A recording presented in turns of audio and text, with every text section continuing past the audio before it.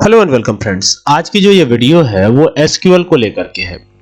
एक क्वेरी जब आप एक्सेस में बनाते हो, जैसे एक्सेस में जब भी आप एक्सेस का इस्तेमाल करते हो तो उसमें आपको यस और नो डेटा टाइप मिलता है।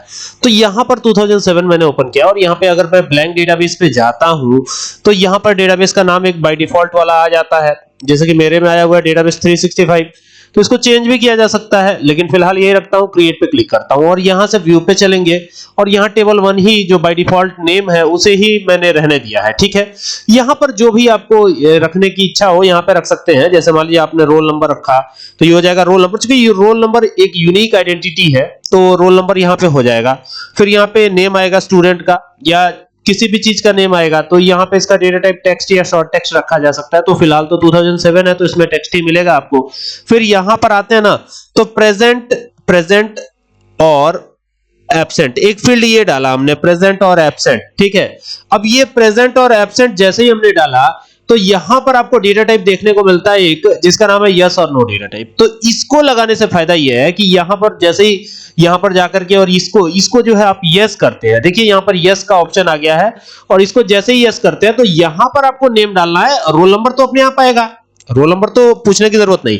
तो यहां पे राम लिख दिया हमने और यहां पर जैसे आते हैं ना तो यहां पर यस और नो डेटा टाइप आएगा। तो क्लिक करेंगे तो देखिए ये कुछ इस तरीके से हो जाएगा, देख रहे हैं। तो ये प्रेजेंट और एब्सेंट यहां पर टिक कर दिया मैंने। ठीक है, यहां पर अनटिक कर सकते हैं, या अनटिक का मतलब कि इसको ऐसे ही छोड़ भी सकते हैं, जैसे एक नाम ईशा लिख दिया हमने और इसको छोड़ दिया ऐसे ही, तो ये अनटिक हो गया, मतलब कि ये नो हो गया, और टिक कर दिया तो ये मतलब हो जाएगा यस का।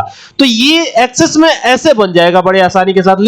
उसके बाद ये कमांड हमने टाइप कर दिया है, देख सकते हैं, और अब एंटर करने की जरूरत है।